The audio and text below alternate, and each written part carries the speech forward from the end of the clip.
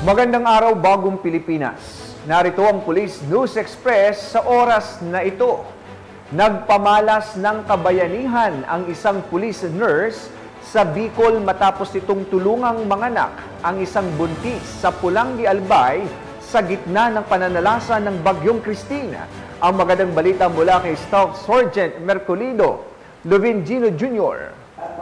Ng makapagdamdaming dedikasyon at mabilis na pagtugon sa isang evacuation center sa Pulangi, Albay, si PSSG Maria Honorata Mitra ng Regional Learning and Doctrine Development Division 5, isang nurse by profession na de-deploy sa Pulangi.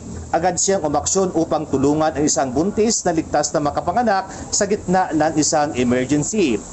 Sa kabila ng kawalan ng katiyakan at kaguluhang madalas na nararanasan sa evacuation centers tuwing may kalamidad, ang maagap na pagtugon ni PSSG Mitra ay nagbigay katiyakan sa kaligtasan ng ina at kanyang bagong silang na anak.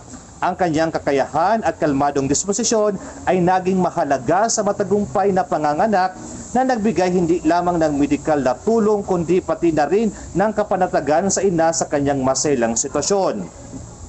Ang gawain ito ng pagmamalasakit ay patunay ng pagtatalaga ng Philippine National Police sa paglilingkod sa publiko kahit sa mga pinakamahirap na sitwasyon. Ipinakita ng mga aksyon ni PSSG Mitra ang mahalagang papel ng PNP sa pangangalaga sa kapakanan ng publiko, lalo na sa panahon ng emergency kung saan ang mabilis na aksyon ay maaring magdulot ng malaking pagbabago. Ang matagumpay na panganganak ay simbolo ng pag-asa at katatagan na nagpapakita ng walang kapagurang serbisyo ng mga tauhan ng PNP na handang lumampas sa kanilang karaniwang tungkulin upang matiyak ang kaligtasan at kapakanan ng publiko sa gitna ng krisis. Ayon sa ulat, parehong nasa maayos na nakalagayan ng ina at ang kanyang anak. Salamat sa dedikasyon ni PSSG Mitra at ng buong PNP team.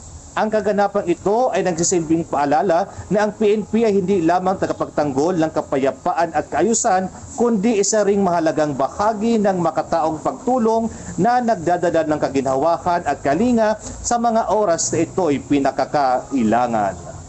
Mula po dito sa Legazpi City, Albay, ako po yung Police News Network Correspondent, Police Staff Sergeant Merculido P. Lovindino Jr. Alagad ng batas, tagataguyod ng balitang pulis. Maraming salamat Staff Sergeant Lovindino Jr. and syempre, pasasalamat din kay Police Staff Sergeant Mitra sa iyong kabayanihan.